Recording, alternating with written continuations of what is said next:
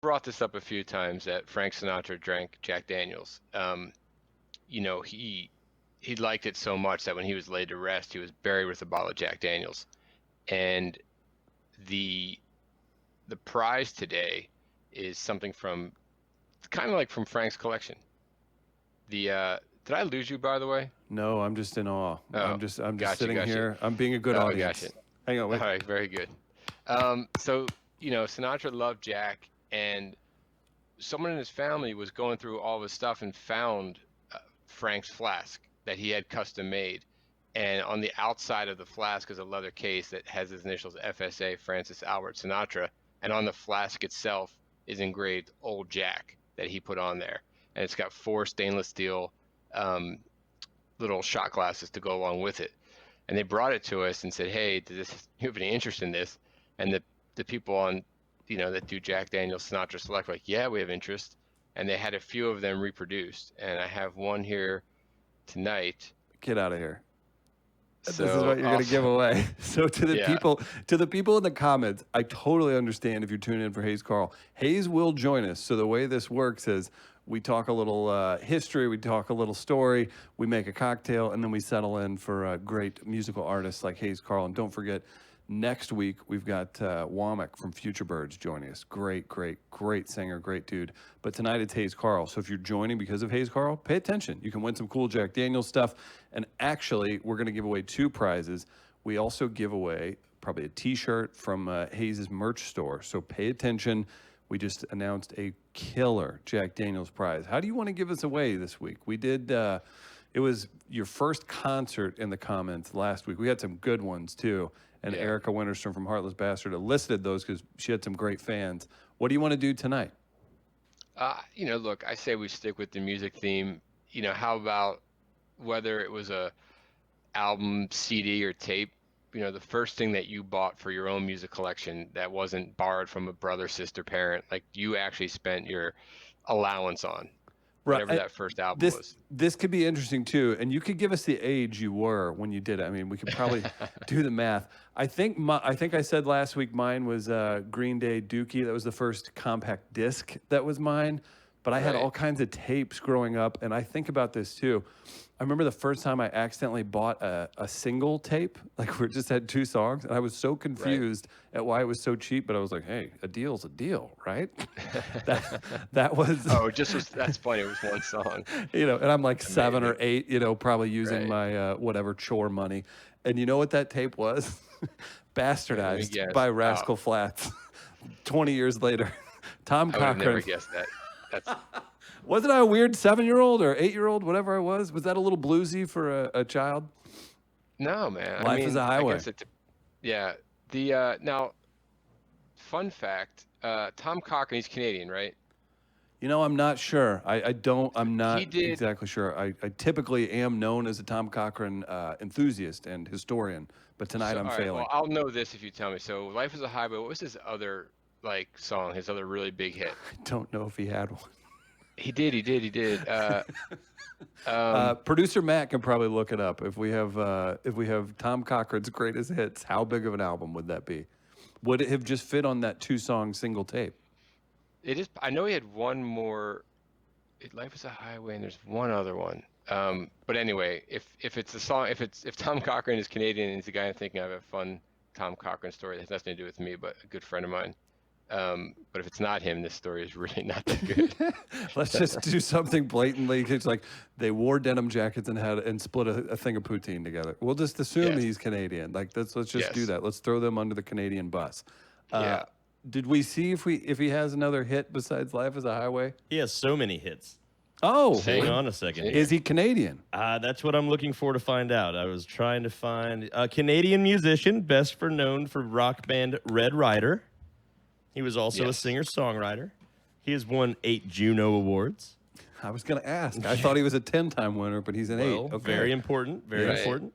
It's Let's close. see. You still got time.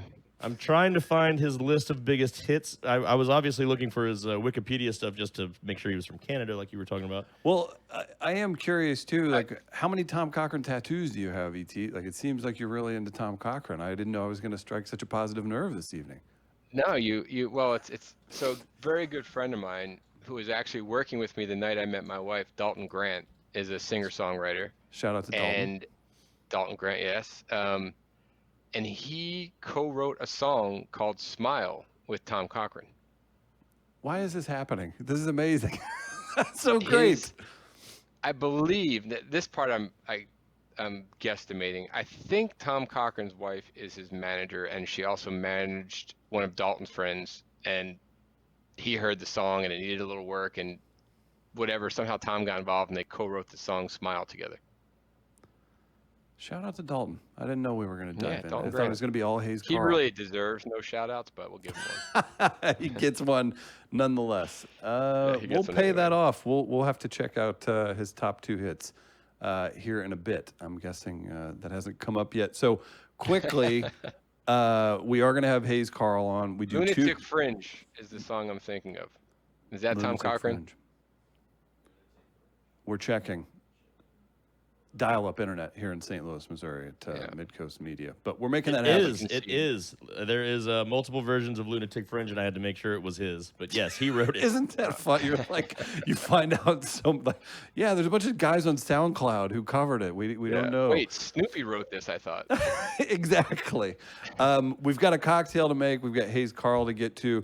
I just want to remind everybody, this is every single week. We do this on Wednesdays at 8 p.m. Central Time. So shout out to you all watching on YouTube as well. Leave us a comment. Let us know how things are going. Let us know that E.T. looks younger than me. That's something I lament each show. He comes in, he looks great, and he's ready to party. So we're going to give away some Jack Daniels gear. We do that each week, and then also a Hayes Carll giveaway as well. I'll tell you how you can do that in just a minute.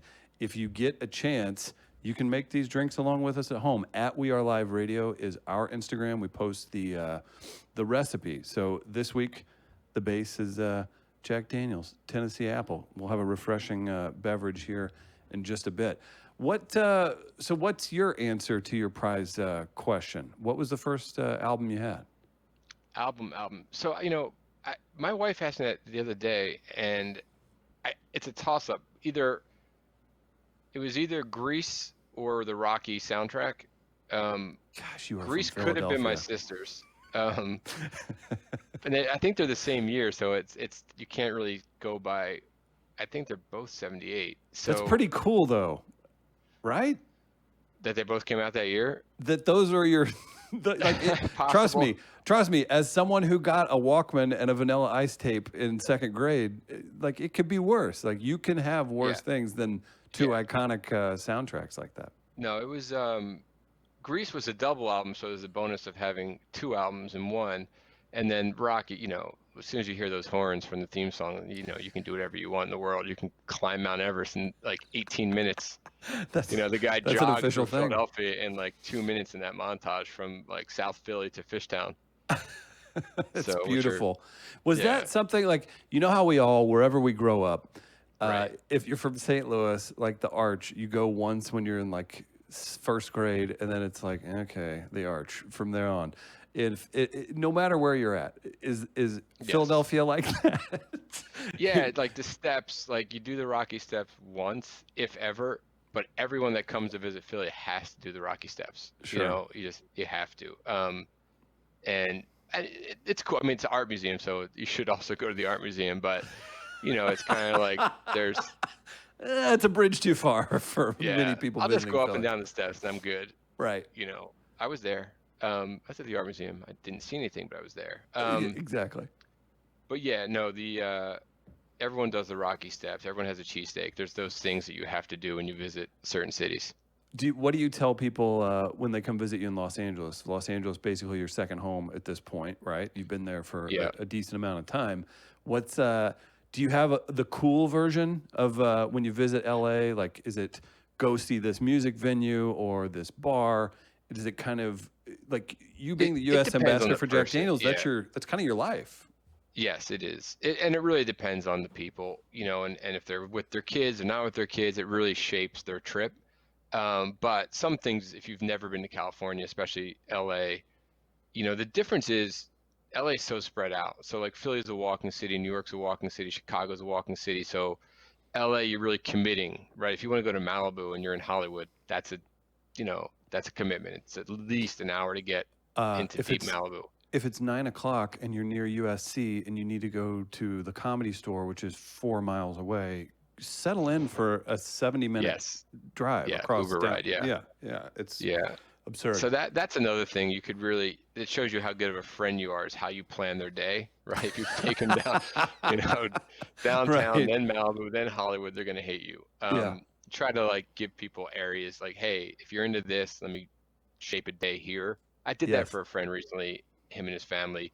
I said, if you're going to be on the West Side, do these things. If you're going to be downtown, do these things, or else you're a really bad friend. If you guys are into LA pizza, California Pizza Kitchen. Check it out. Yes, it's amazing. It's the best, But right? by the way, when I first moved here, there was like 2 of them, and that was where everybody went. And it's kind of like they're a victim of their own success, right? Isn't So yeah. because that Thai chicken pizza, I will steal the hell out of that anytime you put one in front of me. Oh It's my delicious. gosh. We'll be having Hayes Carll on in just a moment. I wanted to get a few of these albums that we had mentioned. So drop us the first album that was yours. Mine was Green Day, Dookie. We have E.T. Was either the Rocky soundtrack or the Grease soundtrack. Matt's got some comments that we'll show real quick, and we'll check these out to see early front runners for that Jack Daniels prize pack. What do we have so far? Early in the front comments? runners in the comments section thus far: Mary Claire Randall Prochello, Three Dog Night in 8th grade. Nice. Sarah Royer got the Walking in Memphis album. That's pretty cool. Yeah. Charles Reniger was Metallica, Ride the Lightning. All right, Charles. I'm going to need verification from an older brother or something if that wasn't his. That's a pretty cool album for your first album. Stacy Womack is in there for Bruce Springsteen's Born in the USA, solid first album. Same thing. Yeah. It's a little too cool if you're like 6 or 7, but I'll buy it. Well, okay. Julie Kessner Blasdale says Jesus Was a Capricorn by Chris Christopherson at age 10. Wow, that might That's a wise that 10-year-old. might take it. See where E.T.'s A at. close second for me out of this list so far. Marcia Woods was 12 years old and got Jim Croce's You Don't Mess Around with Jim, which I, as a child, was a big fan of that song. Very nice. Dude, Yeah, look, they sound suspect, some of those albums. Some of them sound Yeah. like 15th or 16th album, like after you went through your child phase. Yes, exactly. Yeah, like there's got to be a but, few hey. Mickey Mouse Club things in there, or Right. those type of things, which like Sesame Street Live. Yeah, like my buddy Cook, he said he was coming on this, I don't know if he's listening, but his first album was Purple People Eater. I don't remember what band that was, but he said one of those little like play school like record players, plastic Yes. ones, and that he would play that all day long. Yeah, maybe we'll have a special reward for somebody that's honest with us. right. Well, we've got Hayes Carll coming up. I'm thirsty, and it's summertime. Again, is, it let's. Do we have that graphic? We can kind of show people how you make this. We'll get our Jack Apple Fizz, the highball, 2 ounces of Jack Apple. 1/3 ounce of fresh lemon juice, soda water, over ice, garnish, lemon wedge, or wheel. So again, you can check this out. Make these. Yeah, and there's no real measuring needed for this one. So when we talk about that lemon juice, I'm just going to take a nice lemon wedge and squeeze it in my glass. And we'll just call that 1/3 of an ounce of lemon juice. See, that's the Chris Denman method. Like that's Yeah, about right. I learned that last week, so I figured I'm not going to complicate this. He's not going to measure anyway, so Check what's it the out. point of that? Got the fresh lemon. Yeah, Making and then this we'll happen. do a little Jack Daniels. And shout out Tennessee to our apple. friend at Barkeep. This is their Barkeep STL Barkeep. They've blessed us with a cocktail glass here, and you can get your. Look who's fancy now. Yeah, right. Check me out. All right, so I'm gonna break the rules. I'm gonna go 2 lemon wedges because I think it'll be that much more refreshing. How do you feel about that, ET? Hey, there you go. Okay, so I'm living. All right. Then Next. we'll do a little Jack Apple. Okay, check me out. Thank you, Julian. May or may not be more than recommended. I don't know. You guys didn't see it. It's my secret. All right. Yes, we got our apple. Did you pour your apple? Got the apple in. All right. Ice it up. Check this out. Oh man, my cubes were great. I got them ready right before the show. By the way, your glass is a real teachable moment right now. Please. As pretty as that glass is, I wouldn't really call that a highball glass. However, it does bring up a very interesting point that this drink and any drink, no matter what glass it's in, is going to taste the same. It's true. It is true. Let's go ahead and mark that off. That'll be our clip with Chris and ET. That'll be featured on our social media at We Are Live Radio. Check that out across all social media. So, okay. So I've got the ice in. I've got a Right. ready and willing club soda, too. Yeah, so here we go. We're just going to glug, glug, glug it. Done and done. And then, you already put 2 lemons in. You might not want to garnish and add more citrus. You might want to. I'll put a little lemon wheel in here. Cheers to you. Look at that. Cheers to you. ET. Every week right here. Drinks with the band. Yeah, beautiful. Oh, yeah. I'm sitting outside. I'm cranking a Hayes Carll album, and I'm enjoying myself. Great choice on the drink this week, ET. Yeah, I figured keep it simple, right? There's no point to overcomplicate these things. I appreciate that. We'll have Hayes on in just a moment. I do want to encourage people, if you want to show them the prize one more time. So we'll give you till the end of the show. Keep dropping your favorite or your first album into the comments. We want to participate. So we have the Guitar Pick Old Number 7 t-shirt. We also have our basically modeled exactly after Frank Sinatra's personal flask. This is gonna ET personally will send this to you. Look at that. That's a great prize. Now, one thing that you're not advertising, these are the 2 key items we're shouting out. There will be other things in that box. So there'll be some fun other surprises, some other cool swag in there. That's very kind of you, and it's very kind of you to join me every week. ET, we've got Hayes lined up, so we're going to keep a close eye on those comments, ET. I'm going to need your expert advice on who the best first album dropping in the comments was.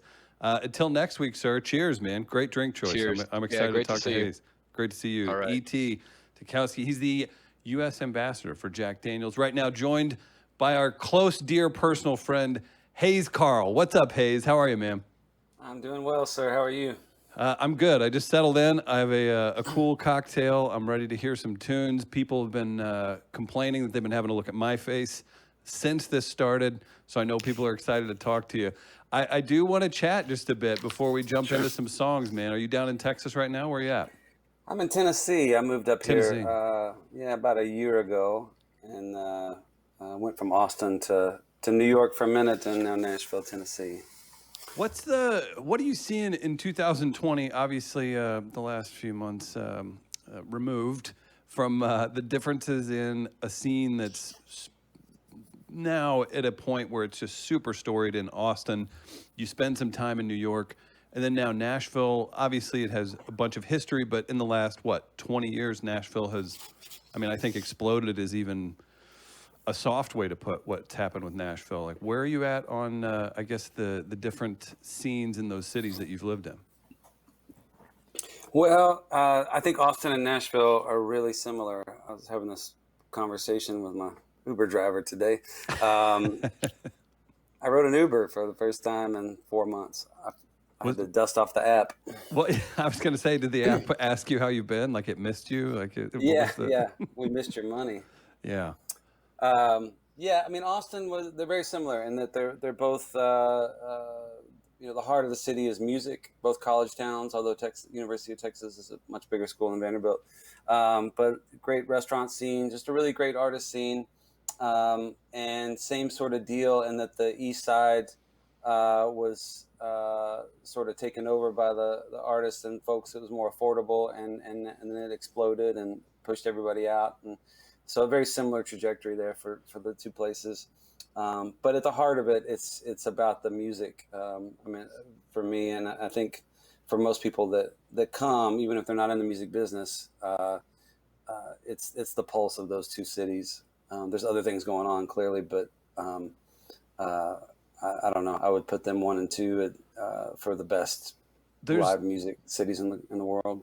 there's companies that make big time money off of proving what the arts do for a metro area too. So you're right on par with that. Like that does make a real difference in actual cities and the growth of the areas, and if people can come in and take advantage of those things. I'm curious too, Nashville specifically, is that a place where you would recommend a new artist go? Like, do you need to be a certain point in your career before you head to Nashville in 2020? That's a good question. I think it just depends on the artist. I mean, for myself, I remember I moved to Austin in 2000 and was thinking, I'd never lived places with live music or with musicians, really. I grew up in a suburb north of Houston, and then I went to college in a dry county in the middle of Arkansas. Where was that? In Conway, Arkansas, at Hendrix College. I dated someone that was banished to Conway, Arkansas for their job, and that's really funny that you brought that up, because I felt for her. She went from a big city to there, but so that's where you went to college. I went to college there, and I knew I wanted to be a singer-songwriter, but we'd just play in our living rooms, and it was hard to get discovered in your living room in Conway, Arkansas. And so when I got out of school, I moved down to this little beach town, Crystal Beach, Texas, just across the bay from Galveston Island. And that's where I started working in these bars and stuff, just doing cover songs. And it was great for me. It was like I was the only guy who could play guitar and sing at the same time. So like I had a monopoly on all the gigs. That's a great place to be. Yeah, and but at a certain point, I wanted more. I wanted to be around musicians. I wanted to be around songwriters. I wanted to be around people who, part of the life was the creative part, but part of it was I wanted to live the life. I wanted to be on the road. I wanted to be around the energy of people creating and doing. And there wasn't a whole lot of that in the beach towns I was living in. So I moved to Austin and slept on my buddy's couch for a while and just had a terrible time of it. I was selling vacuum cleaners door to door and waiting tables at Red Lobster and didn't have a place. Like I said, I was on my buddy's couch and I felt like it was a mistake going there. It wasn't a mistake, but it was too big for me. I wasn't ready. And then I went back to the beach, ended up developing more of a career in sort of lower key places, and then came back to Austin, and it was great. It was a great place for me. But then having said that, I've got friends who came to Austin with nothing going on, and they immediately were like fish to water. Found the gigs, found the bars, hang out. I was just at the club with my high school buddies, just like an idiot, and I couldn't get anything going on. Right. So I think it just depends on your personality and where you're at and, how hungry you are. I was hungry, but I just didn't know where to go. I didn't know that you go to this bar and this is where the actual songwriters are hanging out. And so having said that, I think Nashville's even better than Austin in a way for a young musician, singer-songwriter, because it's easier to know where to go. It's an even bigger part of the culture and the business of it, and you have all these creative communities that you can track down. There's the open mic nights everywhere, and there's the labels and the publishing houses and all the things. So I think it would be an amazing place for a young singer-songwriter to start out. Is there a point where Nashville's too big? Where there's too much going on, where it loses its allure? I don't know. I don't know the size of the city. I don't think that's an issue. It's when the people moving in decide that other things are more important than the music or the venues or the iconic places or the traditional events and the lifestyle. When that starts to change, then it becomes too big. But you can have a ton of people and that still be the heartbeat of it. And then it's not too big. I mean, I feel like in Austin, there's been a little bit of that where people will move to the music part of town and they'll build condos, and then they complain about the noise and get the clubs shut That's down. That happens all the time. That's my negative favorite. Like, what did you expect to happen? Like, where were we going Yeah, with this? Yeah. it's baffling. You move there. The reason it's cool is because you have these clubs and these bars there, and then you move in and start complaining. So that can happen, but like in Austin, I just feel like a lot of the people that come in, they come for the music and appreciate it and adapt pretty quickly to say, okay, this is really important and this is a lifestyle, and now you've just got more people that can come out to your shows. This is what I've noticed. It's like That's nice. bigger Crowd, venues. full rooms and opportunity are a big thing, and especially kind of where at in your career, you are road worn, you are respected. You do have some things where people that maybe they haven't known you that long, but they're like, oh, okay, that sounds familiar, or at least you're relatable to that. So I'm excited for you, and if you all want to support Hayes, we're gonna get a T-shirt to somebody. So drop us your favorite Hayes Carll song in the comments, and we'll buy you guys a T-shirt. We'll pick one. We've also got a Jack Daniels giveaway to do. Just drop us the first album you purchased. Hayes, what was the first album that was yours? That was your first album, not a siblings, not dad, mom. What was your first album? Do you remember? And I need you to be real honest. Please be honest. If it was Tiffany, we can talk about it. I'll be honest. Okay, but I need to qualify this. The first record I had was Kenny Rogers' Greatest Hits, and that was really important to me. But it was, and I'm no shame in that. It was really influential on me and great songs. But I didn't buy it. I was 8 years old, and my parents had it laying around, and I got it. But I lived with that record. The first record I got on my own was through the Columbia. Yeah. And the penny, you get 8 records or whatever. So, and I did that when I was pretty young too, because it was a penny. My budget, it fit my budget. I didn't worry about the part where they charged you afterwards. But then they call your parents and they're like, "We need to speak to this." And they're like, "He's in 4th grade. He's in elementary school right now." Yeah. But it seemed amazing at the time. You mean I just fill this out and all these tapes will show up, and sure enough, that's exactly how it worked. So that I remember. I had the Stand By Me soundtrack. I had a Chuck Berry Greatest Hits tape. I had a Monkees tape. I was really into Monkees. So it was all that era, kind of like 50s, 60s. Do you take the selfie with the Chuck Berry statue when you come here to St. Louis? Do you ever make it over that way? I don't know if you ever played over that in the loop. Oh, yeah, it was a Blueberry Hill or. That's probably where you played. Yeah, or the pageant. That was his club, right? Yeah.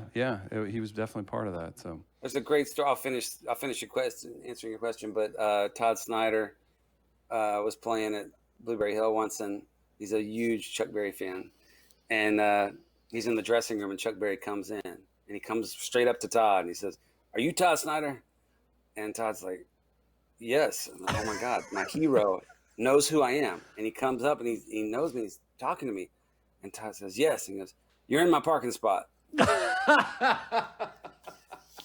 Because he had gotten to the club and there's a car in Chuck Berry's lifetime parking spot. He asked who it is, and he's like, "Well, Todd Snyder." So that's how he knew his name. So he comes in. And anyway, if not, that should have been a gag that the staff should have played every single time. That's a great story. You just gotta get Chuck in on it.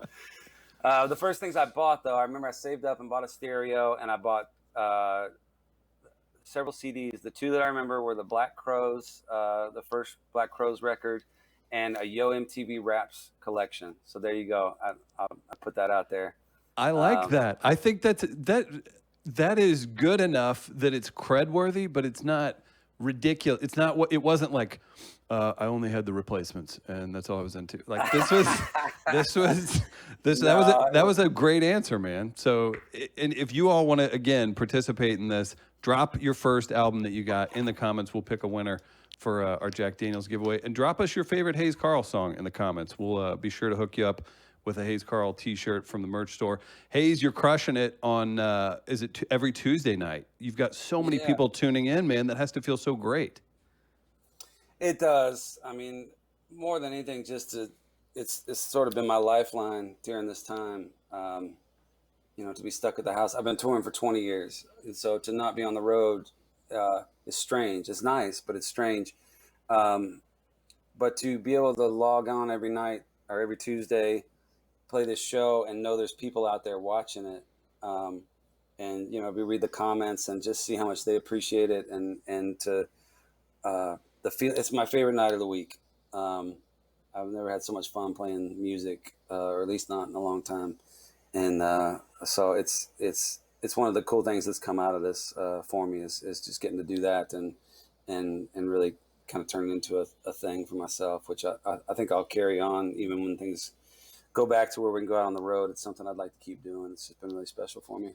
I think you should, and I think we'll see a lot of that as people are aware that world-class entertainment's a click away at times. So it's great to see people like you doing that. I've talked a lot. I bet there's a lot of people in the comments that are here to see you play some tunes. So Hayes is going to play 4 songs for us. Take some time, check out all Hayes' social media, give him a follow, check out all the merch stores. This guy is busting his hump, and he's out there performing for you, and we'll hear 4 songs tonight. Hayes, what's our first song we're going to hear, man? I'm excited. I'm gonna do one that I wrote with one of my heroes, wonderful songwriter and human being named Ray Wiley Hubbard, and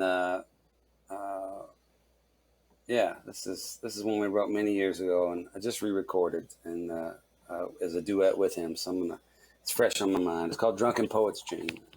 Thanks, Hayes. All right, let me tuck this away there.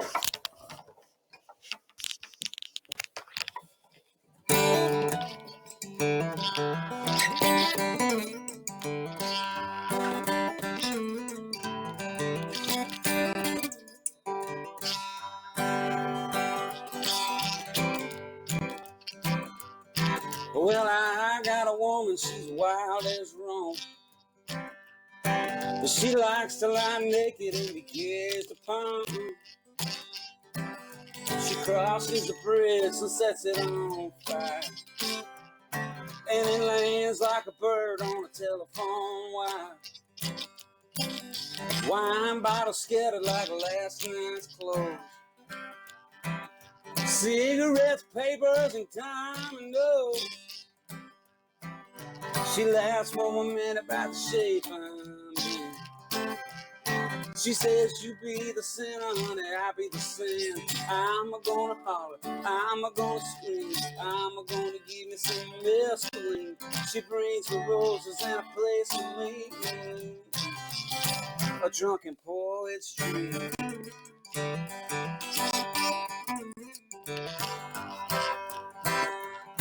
Well, I believe my harp has got a busted reed. Yeah, my lips are chapped and about to bleed. She tastes like pills and cheap cologne, and it tells me I don't ever have to drink alone. Yeah, there's some money on the table and a pistol on the floor. A few paperback books of Louis L'Amour. She says, honey, don't you worry about Judgment Day. Cause down to get to heaven, they just ain't our way. I'm gonna holler, I'm gonna scream, I'm gonna give me some mescaline. She brings me roses and a place to lean. A drunken poet's dream.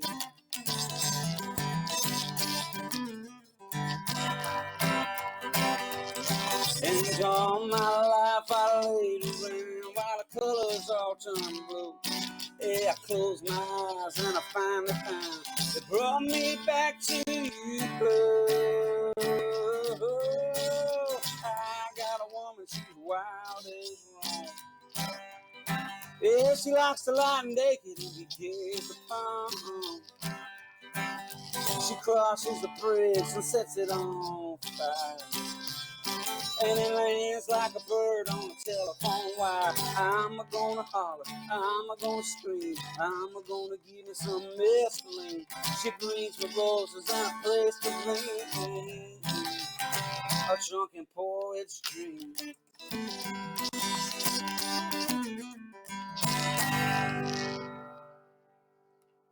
I was gonna fill in, but I felt like I wouldn't do the song much justice. Hayes, wonderful start to the 4-song set.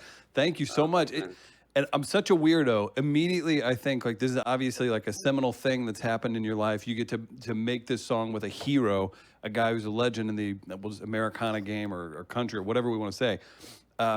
Have you had the opposite happen where the don't meet your heroes is enforced? Have you had that happen? Have you met someone that you idolized that you weren't so pumped to be around?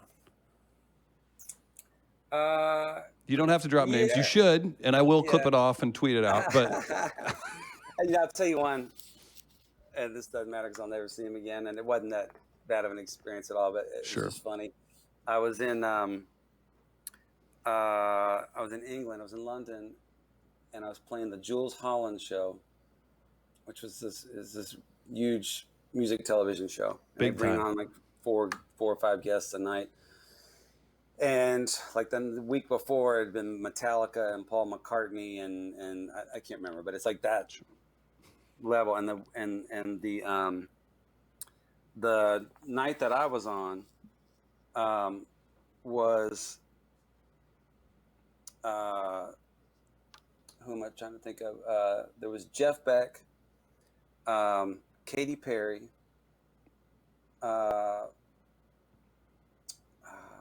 and then from Pink Floyd, not Roger Waters. I'm blanking out. I'm going to have to look it up here. This isn't a very good story where I have to look up the guy. The host is blanking too, so there you go. Okay. Are you talking about David Gilmour? Yes, thank you. Producer Matt saves the day. Thank you, Matt. Well done. Boy, I mean, y'all knew the Canadian Life is a Highway. You can't get David Gilmour. Yeah, what's going on, man? We're blowing it. So I'm standing. I'm trying to find the bathroom, and I'm just walking around. I don't know what's going on, and I start going there, and this guy goes, "Don't cut in the queue, mate."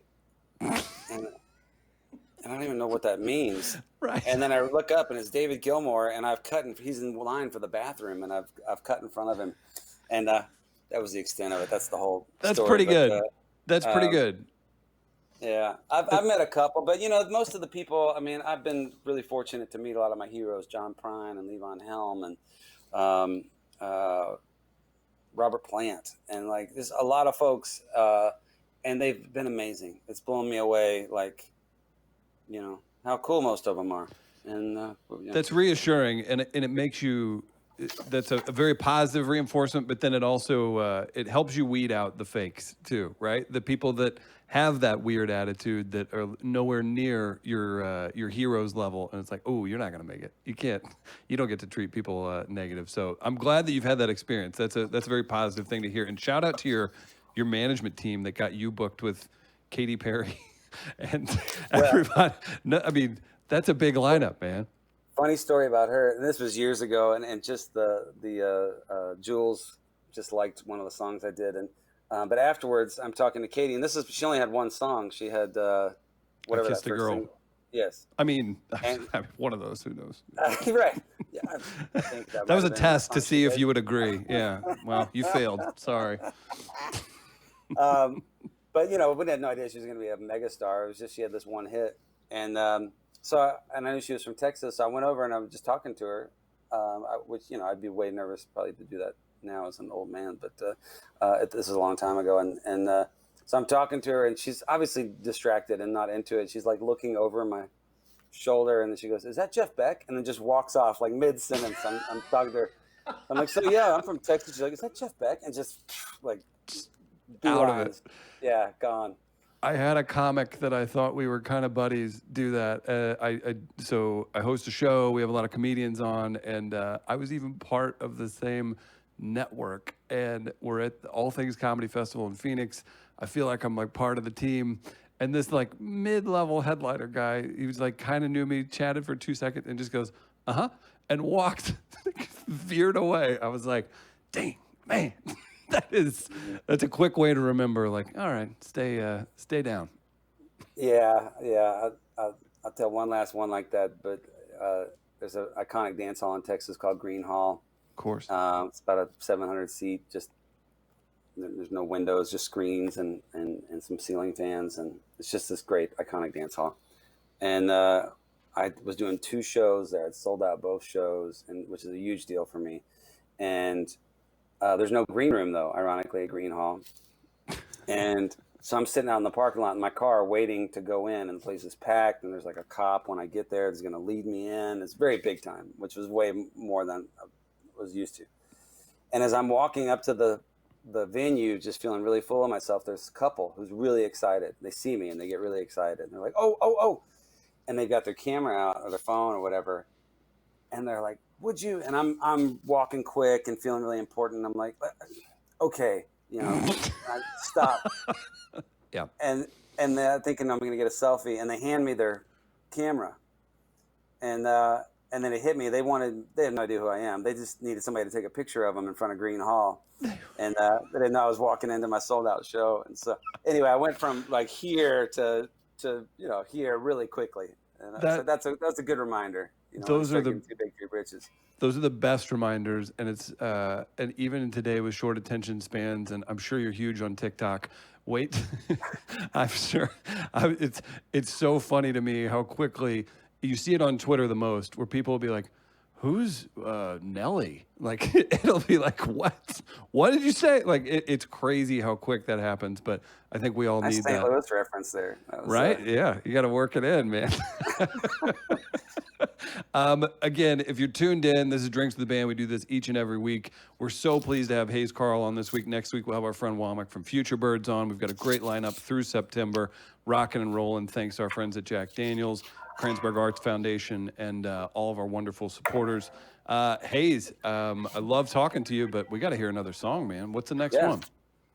I'll do one off a record from a while back. This one's about a town in southeast Texas called Beaumont. Beautiful. Let's hear it. Inspired by it. It's called Beaumont.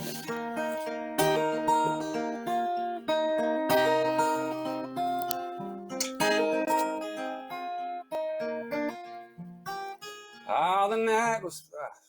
sorry.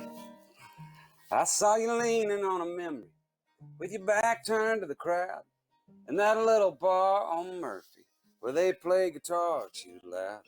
There were people drinking whiskey, and there were hearts about to leave. It was cold as hell for Houston. It was almost New Year's Eve. All the way from Beaumont, with a white rose in my hand. I could not wait forever, babe. I hope you'll understand.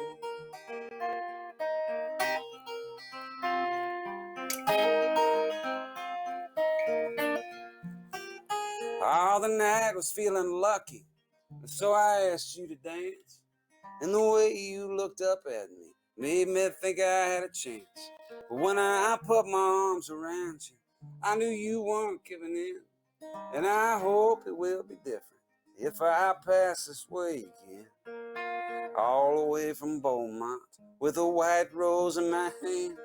I could not wait forever, babe. I hope you'll understand.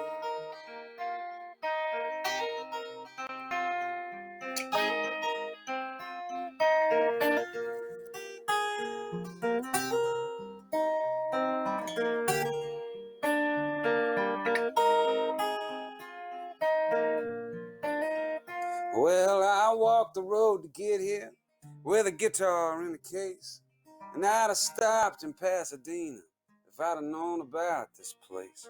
But you looked like forever where the water meets the shore. I've been thinking about you, baby. I can't do that anymore. I saw you leaning on a memory with your back turned to the crowd in that little bar on Murphy where they play guitar too loud. There were people drinking whiskey, and there were hearts about to leave. It was cold as hell for Houston. It was almost New Year's Eve. All the way from Beaumont, with a white rose in my hand. I could not wait forever, babe. I hope you'll understand. Yeah, all the way from Beaumont, with a white rose in my hand. I could not wait forever, babe. I hope you'll understand.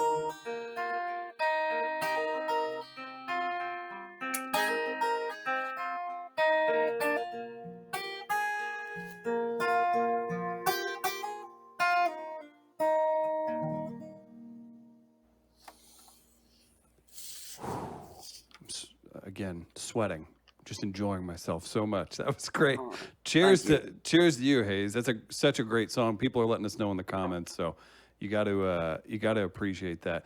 I'm thinking of this too. I just wanted to give a quick shout out just because of everything that's been going on. Our friend John Henry, he's a musician here in St. Louis, Missouri, also books a great venue off Broadway. Was going to bring you up to St. Louis for Open Highway Music Festival. I'm sure something will get redone on that. I did see that they announced that wasn't happening, or for now, everything's so up in the air. But I did just want to say, great job. Throughout the years, you've played off Broadway, right? I played there a bunch of times. I played the pageant once years ago. Had a really great, one of the most fun nights of my life, actually, after the show. There's a bowling alley right there in there. Is that still there? Yeah, Pinup, or is it Pinup Bowl? I believe so. Yeah. Yeah, Pinup Bowl. Yeah, It's the Loop in St. Louis, and it's a cool area for sure. You got after it. Who were you on the bill with at the pageant? The old 97s. I was on tour with them. 2012, maybe 13. 7. 2007. Okay, 7, yeah. I've seen them 7 a or few 8, times. something like Yeah. that. There's some other rooms I played. I used to play, was it Blueberry Hill or the Duck Room, St. Louis has been good to me. And but I love off Broadway, and we've been there probably half dozen times, and it's a fun spot. It certainly is, man. I've seen some of my favorite shows there as well. I'm trying to think of you know the band Lucero. I'm sure they'll do I went those. to college with Ben. He went to Hendrix. He did. The Arkansas cadet, like every decent person from Arkansas was like, oh yeah, we skateboarded together. Yeah, we were friends. Yeah, We didn't really know each other, oddly, because it's such a small school and we both played music. But he was 2 years ahead of me, and we didn't know each other, but we've got some connections. And I did a show with him once in Lubbock, a Valentine's Day show, and there was a fist fight in the first song. It was epic. And afterwards, I took a photo of the dance floor, or it wasn't a dance floor. It was just the venue afterwards, and it was a mountain of cans and bottles. I'd never seen anything like it. I'm glad to hear. Song, Valentine's Day, bam, just guy gets laid out front row. It's like, all right, it's on. Okay, it's that kind of night, huh? I'm glad to hear that. That's not like that's how their shows look in St. Louis too. So good on Lucero and good on you for putting on a Valentine's show. I think they're pretty consistent with that. I mean, I have a fair amount of that, but I think they're several levels above me. Well, I think you do a good job with it. I also think it's funny too that the two of you went to college together, and then how in the world his brother might go down as the greatest American director. Like that guy, his brother, Ben's brother. I'm trying to think. Jeff Nichols. Jeff Nichols. Right. He made the movie Mud. McConaughey was in that. Loving. Take Shelter. That guy. Or the kid's an alien, or has the special superpowers. The kid. Yeah, My man. son auditioned for that movie. Is that right? Yeah. Well, in Austin, they have a third brother who's an attorney who was in my intramural basketball. Not intramural. It was just a rec basketball league that I was in, with Bruce Robeson, who's another songwriter who's like 6'5", and then I can't remember the guy's name, but he's the third brother of the third Nichols brother, and he's an attorney in Austin. And so. I need to get whatever's going on with their family. They're doing it right, so yeah, I'm proud of them. I'm curious too. Does having a rowdy crowd ever backfire, or does it get old? Like, do you ever ever hold up the hand and go, "It is my first song. Can we please not do a shot together?" Does that happen? Yeah, for sure. I don't know what I guess I sing about drinking a lot. Sure. I like to cut loose, and I used to drink a lot. I still drink some, but I used to drink a lot. Just kind of would set a mood. I think the energy that I brought musically and with the band, and I was, just pounding shots on stage, and people would hand stuff up, and so it creates a certain environment, which I enjoyed for a while. But it became limiting, and that's when it was a problem. Was, okay, this is fun. I can do this. I can get all these people going. But now I want to play a song that means something to me over here. I want to strip it down. I want to be able to talk. That's a big part of my show, is just kind of telling stories and communicating with people. And then it's a problem when there's people who won't allow that, and that pisses me off and is not part of the sort of experience that it's not what I want the experience to be. I want to be able to connect with people by doing more than just getting hammered. And I've tried different ways to tone that down and to have a balance. You know, I want people to have a good time. I mean, I go to shows and want to have a good time, and so there's nights where you just want to tear it up. But I've tried to cultivate things throughout my career where I can do both, where I can go out solo with a guitar and do that, or I can get my band together and we can raise hell but you know, ideally do a mix of both, and because I like the full range. I like funny songs, I like sad songs, I like tearing it up, you know, with a rock song and playing a ballad, and that's what's fun for me, is getting to do all that stuff. So when people won't allow me to do what I want to do, then it's an issue.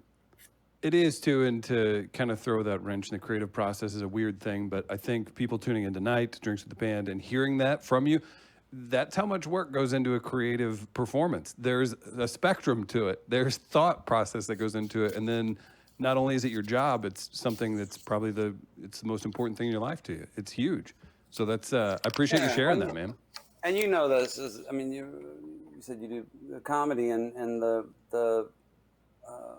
you know, there's a connection with an audience that, I mean, my favorite feeling in the world is when I feel that connection, when I know that I'm locked in with them and they're locked in with me. And during those times, sometimes it just takes one person that can ruin it. It's not, you know, if it's a crowd of rowdy people, that's fine. But it's when I've got like 99 people who are there with me and I've got one guy who's louder than I am, then it's a problem, because he's ruining it for everybody, and he ruins it for me because I can't. It breaks that spell. Right. And so that's the thing. It's, you know, we can get the band together and get loud, but if it's a certain type of room, a certain type of thing, it's like, just be respectful of the experience everybody's having, you know, and don't make it about you as an audience member. That's all I ask. Is that so much? It's, you know what? It's not, and people need to listen to that. And you know what? We're responsibly having cocktails tonight. So cheers to you, Hayes, and cheers to everybody in the comments. We got 2 songs left. What are you blessing us with, man? What's the third? I tell you what, I'm going to do one off my last record. It's one I wrote for my wife.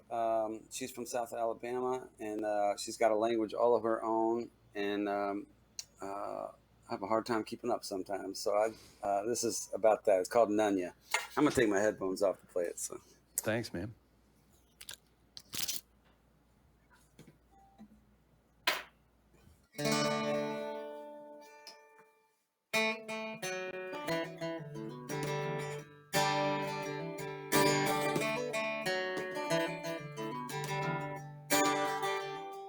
I asked you where you've been, and you said none.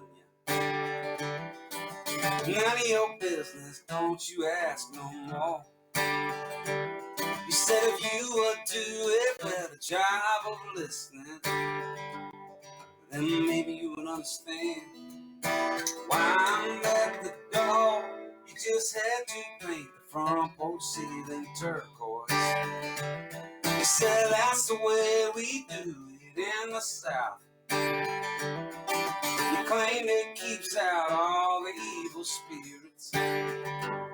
Sometimes I can't believe the words coming out your mouth, but I try because I want to.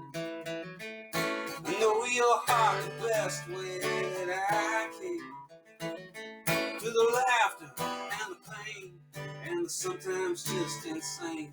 Girl, all I want to do is be your man. Sometimes we'll pretend like we are strangers. At that meeting up for the first time. Well, I'll be a doctor or a secret agent. Just hoping that you'll laugh with me as I pull out my lines.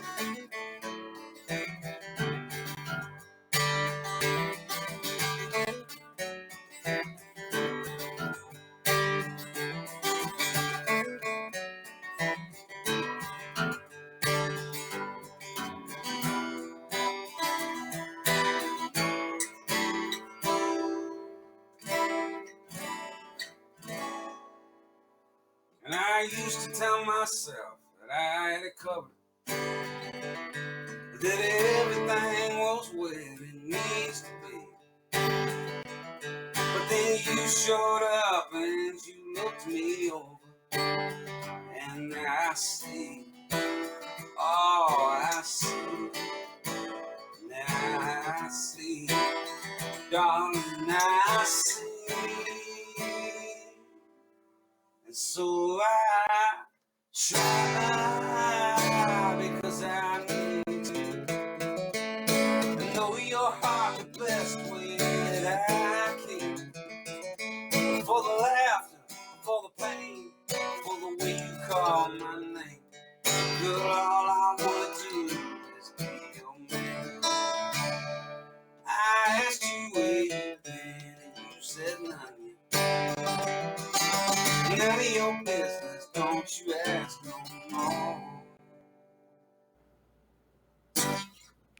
Hayes Carll, Nunya, wonderful song. That's whenever a singer-songwriter dedicates a song to a loved one, like there has to be that minute of like, hope this doesn't suck. Like, so for you to write a song that great for your significant other, man. Cheers to that. What a great song. We do have a surprise for you.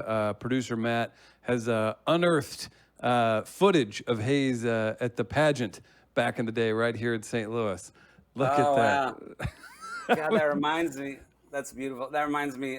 The review the next day said our band looked like the Allman Brothers or Leonard Skinner or something like that, and we were definitely letting our hair go. That's great. I'm rocking some quarantine hair myself. I just noticed today I had a short sleeve collared shirt on, and my mullet keeps. I said I was going to hurt my neck from pushing my head forward because my mullet keeps grabbing the back of my collared shirt. So Yeah, I'm trying to catch him. I think that people who cut hair are essential workers. I didn't at first, but like 3 months in, I was like, these people are essential. This is especially pretty. Especially when you can be seen publicly, like Right. Like I almost stopped doing the show. I was like, this is getting really bad. You get a ton of people tuning in on your Tuesday show, but I think it'd be double if you had a nice cropped up do, man. I'm going to be honest. Well, I mean, this is a cut. What are you saying? I got this cut last month. Oh, it's great, dude. No, it's fine. No, my tips were way better when the hair was long. People were like, he's really struggling over there. It's doing a number on Hayes. Hayes, you've been so gracious with your time tonight. And again, people, go to the Facebook page, support Hayes whenever live shows start back up. We are going to give away a T-shirt from the merch store. So let us know your favorite Hayes Carll song. We'll pick a random winner. And then for the Jack Daniels giveaway, let us know your first album you got. Just comment. And if you haven't hit share yet, go ahead. We got one more song from Hayes Carll to close it out. We'll chat right after this, man. Take it away, buddy. All right. Thanks, man. I'm going to do a song here that I wrote a while back, but it feels relevant for the time we're living in. It's called Times Like These.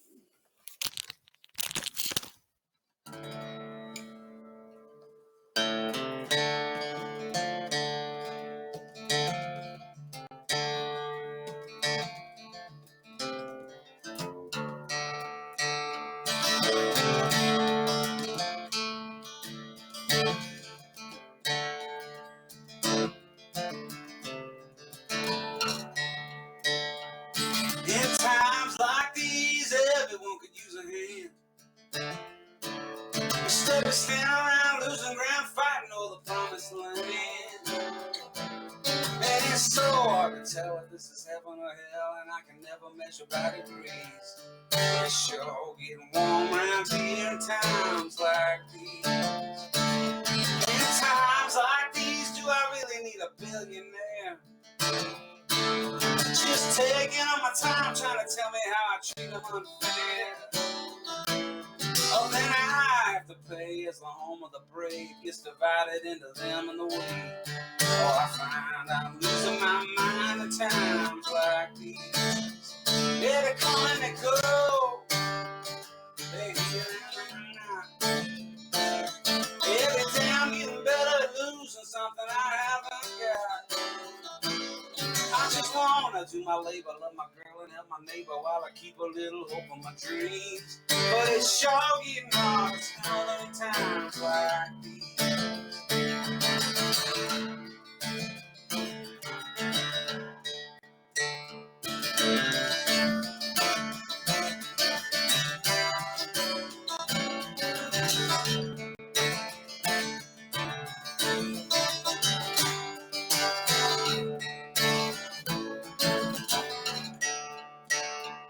In times like these, I wish I had a place to hide.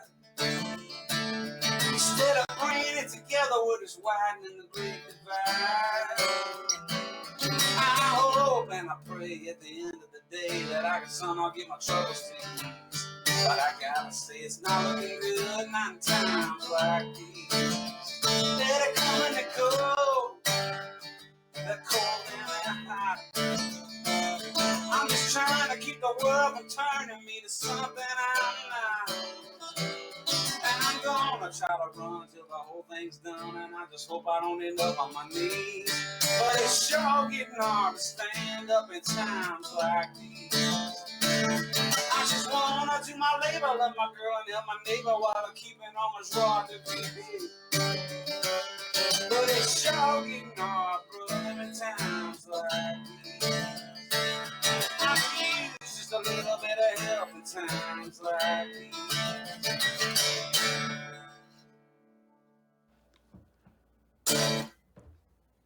Hayes Carll closing it out on Drinks with the Band. What a tune.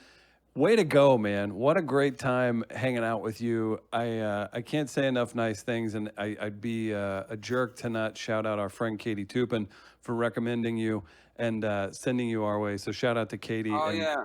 Yeah. I just met her recently. She's great. She is. She's great. She's a talented musician herself. But, man, Hayes, what an appearance tonight, man. And I'm excited to get somebody something from your merch store. Guys, there's still some time.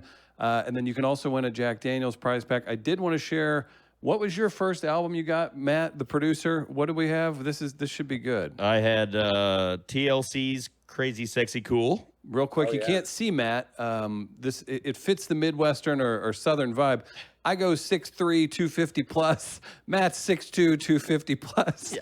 TLC, first album. Yeah. That you wouldn't expect that, That from and Spin Doctors. Okay, that's very timely. Nice. Before you go, I did want to share. I was helping a friend work a show at kind of a dodgy rock club here in St. Louis when I was like 20. And I'll throw him under the bus. I don't care. Dave Mustaine smoked me with and have you met Dave Mustaine's like a little guy, Megadeth, Dave Mustaine. Yeah. I was standing there and it helped out with something. He hit me with his 2-prong guitar because apparently I was too close standing by, and I like looked down and I wasn't starstruck by the guy. I'm like, I don't give it. Like, okay, you were on Beavis and Butthead when I was a kid. Like, cool. But that was I forgot about that, and I was like, you know what? You shared. I feel like I should share as well. And Dave Mustaine smoked me with a guitar when I was like 20. So that's something that somebody would appreciate. That could hurt. It could, but it worked out. It gave me I feel like the pain for the story was worth it. It's a good trade-off. For sure. Yeah, Absolutely. Hayes, real quick, I know, again, touring's kind of weird right now. You do have the Tuesday night shows. How can people follow you? What do you want people to do to kind of stay in touch with you? Yeah, just the usual things. I've got the socials. I've got a show every Tuesday night called Alone Together Tuesdays, which my tour that I was on was called the Alone Together Tour when this all went down. And so I just carried it over. It felt more appropriate during a quarantine than even when it did when I was out on the road with it. So Alone Together Tuesdays with Hayes Carll. And we're on all the Twitch, Twitter, Facebook, farmers.com. I don't know. We're on all the spots that you Christian Mingle, he's huge there. Yeah. And so that's it. And just trying to get by, write some songs. I've got a record that'll come out in September that I made here in my little space. I learned how to make a record during this time, and that's super so I'm excited exciting. about that. Yeah, there's going to be some weird stuff come out of this time, right? Artistically, right? Like, because people have been forced to do this, and even people like you with great studio albums, you're essentially stuck in your home. So what are you going to do? You know, beavers build dams anywhere, right? Yeah, You're a creator. So I'm excited to hear that, man. Thanks, man. It's been fun to like learn some new skills and just go in some different creative directions. So that's it. Just trying to get by, bring a little joy to the world, hopefully, and stay sane. But, Well, you certainly did all tonight, on. man. Cheers again to everybody for tuning in. Support Hayes. Follow him on Thanks, all everybody. social media. Cheers, everybody. We will pick the winners. The Hayes Carll giveaway, the Jack Daniels giveaway. We do this every week, 8 o'clock Central, right here at We Are Live Radio. Follow us on Facebook, Media Outlaws TV on the YouTube. Hayes, wonderful work. We're back next week with Womack from Future Birds. Be sure to tune in for that, guys. Take care. We'll see you next time. Take care. Thanks.